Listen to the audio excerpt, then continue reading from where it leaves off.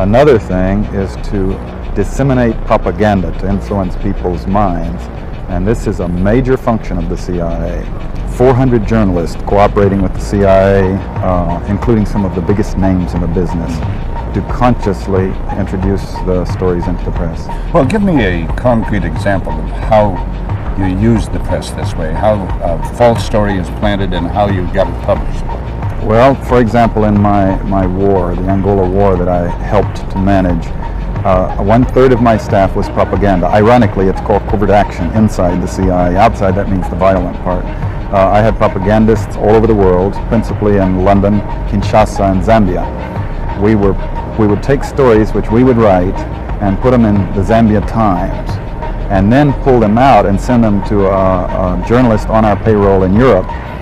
But his cover story, you see, would be that he had gotten them from his stringer in Lusaka, who had gotten them from the Zambia Times. We had the complicity of the government of Zambia, Kenneth Kaunda, if you will, to put these false stories into his newspapers. But after that point, the journalists at Reuters and AFP, the management was not witting of it. Now, our contact man in Europe was. And we pumped just dozens of stories about Cuban atrocities, Cuban rapists.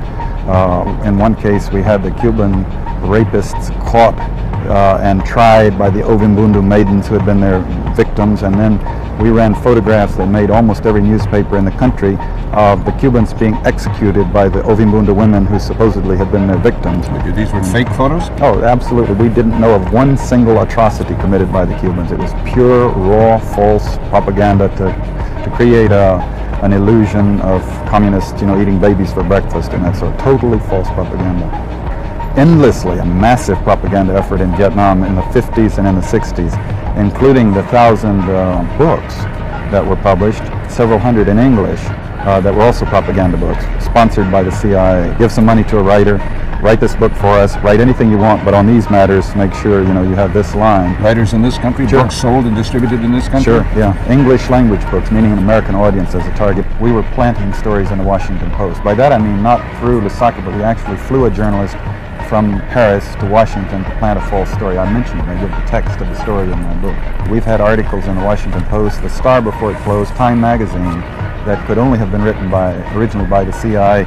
Soviet submarine base, terrorist training. Here's a little island where the major source of income is selling spice to the West, Western tourism, and a large United States medical school. Tiny little island, 15 miles by 10 miles across, with 70,000 people, with U.S. medical students in their cutaways and sandals and their noses in books wandering all over the island. And yet, major press organs, Time magazine, running stories about their being so radical.